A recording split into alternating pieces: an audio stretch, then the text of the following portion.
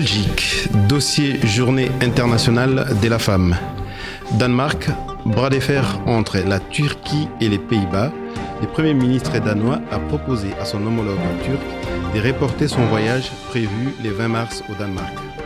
Maroc, régularisation des sans-papiers au Maroc, plus de 18 000 demandes déposées en moins de 3 mois. Congo-Brazzaville, images insolites après l'inauguration de l'hôpital de Oyo par le président Sassou Nguesso. États-Unis, Donald Trump en pleine adoration dans une église. Sport, football, Anderlecht champion de la phase classique. Madame, mademoiselle, monsieur, bonjour. Le journal d'Al-Mouwatin.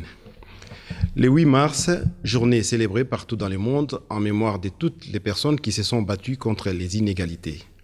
En Belgique, plusieurs événements ont été organisés pour apporter un soutien à celles et ceux qui se consacrent tous les jours pour faire disparaître les inégalités. Al-Mouwatin TV a organisé un événement mercredi dernier avec nos animatrices dans toute leur splendeur. Je vous invite à les regarder sur notre site, mais samedi dernier, nous avons rencontré la présidente de l'Action des femmes pour le développement, AFD en sigle, Madame Madi Tiembe, qui lutte contre les violences sexuelles commises à l'encontre des femmes à l'est de la République démocratique du Congo. Son association permet également la scolarisation des enfants issus du viol. Madame Tiembe et l'humoriste Cody ont accepté de nous dire un mot. Suivez. Je m'appelle Madi Tiembe, je suis la fondatrice et la présidente d'une association qui se nomme Action des femmes pour le développement, AFD en sigle. Cette association donc lutte et dénonce, sensibilise sur la situation des viols utilisés comme tactique et arme de guerre au Kivu, en Ituri et dans le nord du Katanga, donc l'ancienne province du Katanga. Et ce soir, ce qui nous réunit, c'est la solidarité envers 50 enfants qui sont nés du viol et que nous scolarisons depuis 2013 exactement, pour leur apporter un autre avenir, un sourire, tout simplement, à ces enfants. Et donc c'est pour ça qu'aujourd'hui, pour célébrer la femme, célébrer ces femmes qui ont été violentées, nous organisons ce souper qui a réuni plus de 120 personnes autour de cette cause que nous avons appelée Tembea. Marchons ensemble pour récolter des cahiers, des crayons pour ces enfants parce que leur place n'est pas sur un champ de bataille mais à l'école. C'est pour ça que nous sommes ici, à Bruxelles, la capitale de l'Europe, pour rappeler encore la solidarité qui doit être nécessaire avec tous les peuples du monde. Donc vraiment, merci pour tout, merci pour votre accueil et surtout merci de faire un bon accueil à l'AFD et à ce projet qui est merveilleux. Bonjour à tous, c'est Cody, humoriste congolais d'origine belge d'origine congolaise, c'est selon. Je suis ici à la soirée de l'AFD et je suis très content d'être ici, de participer, de voir qu'il y a du monde qui a répondu présent à l'appel de cette association qui milite pour la scolarisation des enfants. 50 enfants, c'est énorme et c'est pas grand chose à la fois. Mais si chacun fait ce qu'il peut à son niveau, je pense qu'on pourra arriver à beaucoup de choses. Aujourd'hui, on peut voir que la solidarité est encore bien présente. Donc j'invite tous les Congolais et les autres à se renseigner sur les activités de l'AFD. Le Premier ministre danois Lars Løkke Rasmussen a proposé dimanche à son homologue turc Binali Yildirim de reporter une visite au Danemark prévue le 20 mars prochain en raison de l'escalade entre Ankara et les Pays-Bas. Il a estimé qu'une telle visite ne pourrait se tenir en faisant abstraction des attaques actuelles de la Turquie contre les Pays-Bas.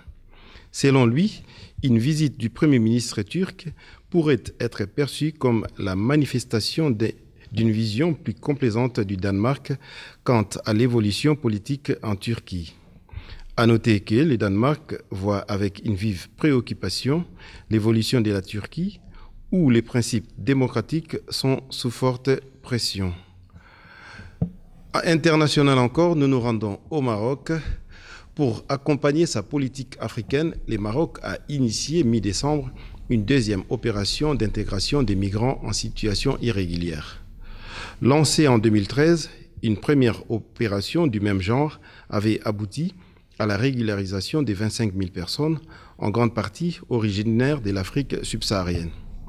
Au 8 mars, un total de 18 281 demandes de régularisation d'étrangers en situation irrégulière ont été déposées au Maroc, selon les ministres en charge de la migration Anis Birou.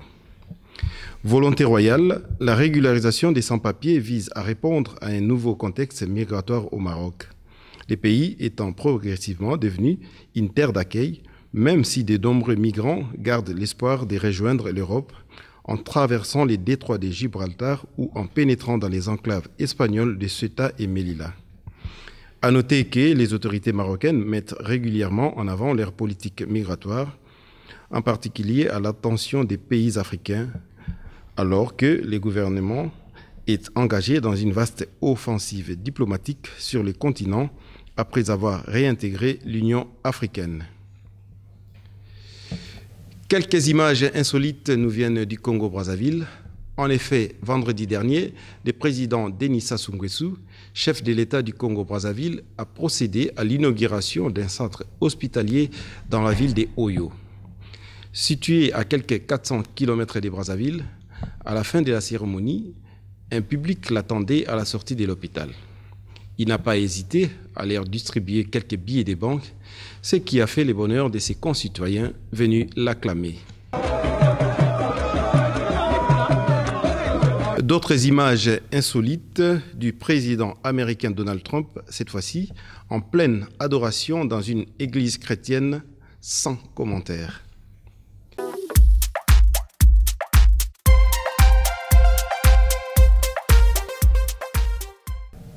Football, Anderlecht est devenu champion pour la phase classique du championnat et s'octroie un ticket européen. Le football club moucronois se sauve grâce à sa victoire 0-2 contre Courtrai. Merci pour votre fidélité. Je vous fixe rendez-vous la semaine prochaine. Au revoir.